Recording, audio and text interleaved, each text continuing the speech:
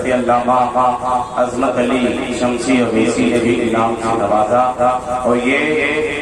انعام بنا میرے آقا کس قدرت ہے بولیے سبحان اللہ اور نعت پڑھنا حضرت حسان بن ثابت بھی لیکن آئیے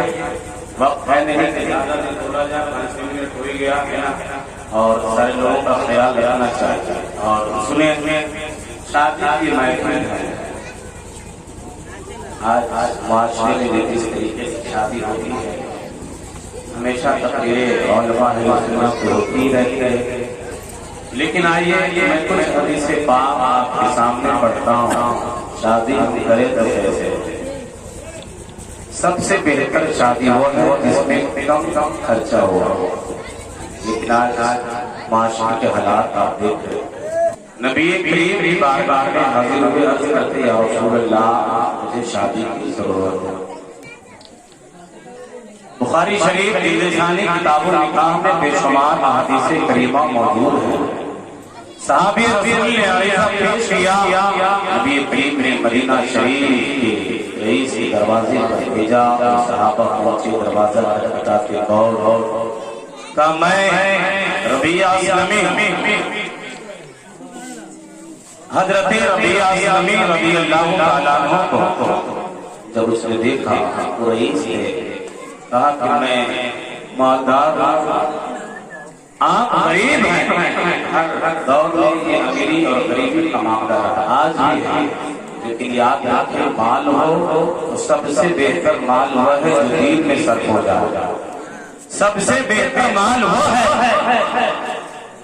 جس سے سفر حج ہو جائے سفر دیار حبیب ہو جائے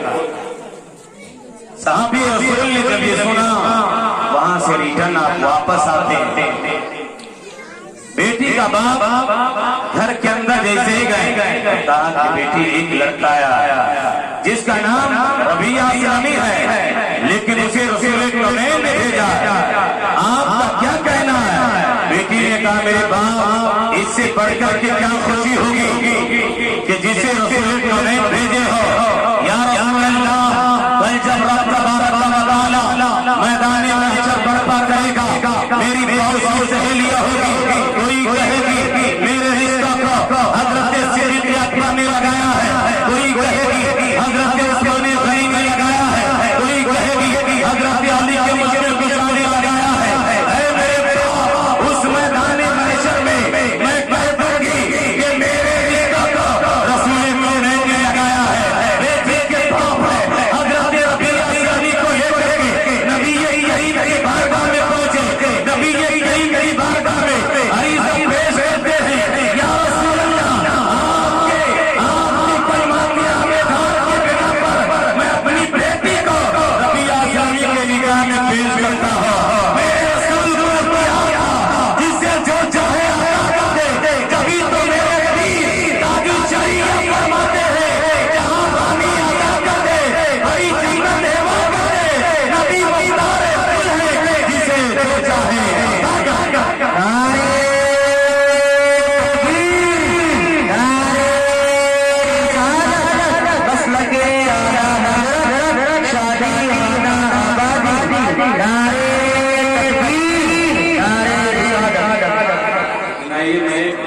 और सुना